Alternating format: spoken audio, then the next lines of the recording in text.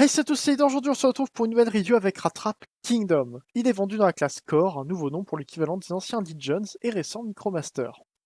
Rattrap dans Beastwars est un saboteur maximal pessimiste qui a plutôt tendance à fuir les combats. Il forme un duo assez spécial avec Dinobot puisqu'il a du mal à le supporter et à lui faire confiance. Il est également présent dans ADW 2005 avec un rôle assez important dans Robots in Disguise, la série de comics qui sont nommés Transformers par la suite. Il aide Starscream à devenir chef de Cybertron et n'hésite pas à monter des coups en douce pour lui. La figurine reprend principalement son apparence dans Beast Wars avec quelques changements pour ajouter au réalisme. On le retrouve ici dans son mode rat qui était loin de me plaire lors des premières photos. La texture de la fourrure est bien faite et on a à l'avant des yeux peints tout comme le nez et les oreilles. Ce mode est une brique qui n'a aucune articulation autre que les pattes arrière et ça ne sert pas à grand chose. On voit sous ce mode et à l'arrière des pièces du robot, ce qui peut déranger mais qui passe bien en main. Les corps me paraissaient plus grands en photo qu'ils ne le sont vraiment, et pourtant je connaissais déjà Legends avant, ce qui laisse passer quelques défauts qu'on reprochera à une plus grande figurine. On voit une partie des tibias sur les pattes arrière, et heureusement qu'il n'y a pas de peinture à cet endroit pour avoir des détails mécaniques qui se fondent plus dans le mode alternatif.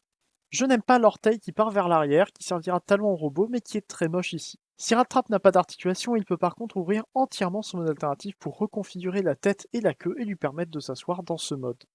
C'est une posture qu'il adopte souvent dans la série, et j'aurais aimé pouvoir y accéder sans démonter le mode alternatif. En plus, les pattes avant constamment relevées n'aident pas vraiment à rendre cette pose convaincante.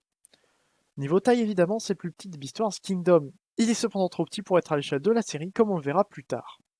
Rattrap vient avec un pistolet qui peut venir se placer sur les côtés du mode rat. La transformation de Rattrap est un peu galère à cause de sa taille, mais reste intéressante. Après avoir bougé les pattes arrière et détaché les avant-bras du robot, on peut ramener la pièce du dos et la queue vers le haut. On peut ensuite ouvrir les panneaux sur les côtés pour bouger le dos et libérer la tête. L'articulation est d'ailleurs sur d'écran, ce que je n'explique pas. Plus qu'à comprimer le dos et ramener les bras en place. Le mode robot de Rattrap est plus réussi à mon goût que le mode alternatif, mais après le Deluxe sorti dans Thing 30 en 2014, je dois bien avouer que cette version me plaît moins. Mais là encore, la taille joue à son avantage. Des compromis qu'on peut juger mauvais sur une plus grande figurine passent bien ici. La tête de Rattrap est bien faite avec cette sorte de cerveau pas en argenté sur le dessus et les yeux et la bouche en rouge. Les bras sont corrects et les épaules ont un placement étrange du ball joint à cause de la transformation. Ce n'est pas sans rappeler Battle Stage Power of the Primes et la manipulation des bras s'en retrouve différente de toute autre figurine, où les épaules sont attachées sur le côté du torse et non pas dans le dos. La peinture sur les avant-bras est bien réalisée, surtout pour les symboles Maximals. Et on retrouve les mains qui sont à présent en port 3 mm plutôt que 5 mm, contrairement aux Legions de la trilogie Prime Wars. Un retour apprécié aux normes des pecs des Cyberverse d'il y a plusieurs années, que j'aurais aimé voir sur les Micromasters et Battlemaster des années précédentes. Les jambes sont assez simples et les tibias manquent peut-être de couleur, même si, comme j'ai dit plus tôt, c'est utile pour le mode alternatif. Niveau articulation, Rattrap est assez bon, avec une tête qui tourne pour la transformation, ses ball joints étranges aux épaules, d'autres aux coudes, puis aux hanches, genoux et chevilles. L'articulation au milieu du mollet pour la transformation ne tient pas aussi bien que je le voudrais, et ce n'est pas un problème de ball joint.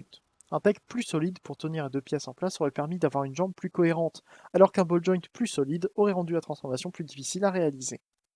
Avec son arme, Rattrap donne très bien. Les articulations lui permettent de prendre quelques bonnes poses, mais le backpack qui doit bien être quelque part et qui reprend le modèle d'animation de toute façon gêne un peu les bras.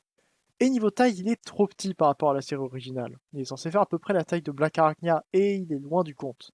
Par contre, il a l'échelle avec Optimal Optimus, même si Rattrap et Optimus ne se voient jamais dans ces deux formes en même temps.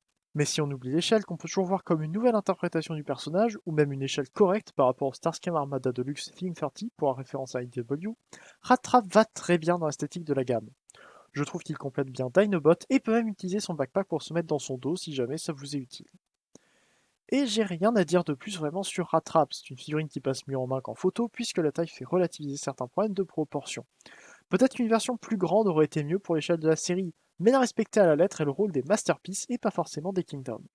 Il reste obligatoire si on veut tous les Maximals de la série en version Generations. Merci à vous d'avoir regardé cette review. Merci beaucoup à KG de me l'avoir envoyé avant la fermeture des magasins, car oui, il y est disponible pour une quinzaine d'euros environ. N'hésitez pas à vous abonner pour ne pas louper les futures reviews, ainsi qu'à faire un tour sur l'Arche pour une nouveauté, les trouvailles en magasin physique et en ligne, et discuter de toute la franchise en général. On se retrouve bientôt pour une prochaine vidéo. Stay there, fin de un jour, fin de un jour et salut.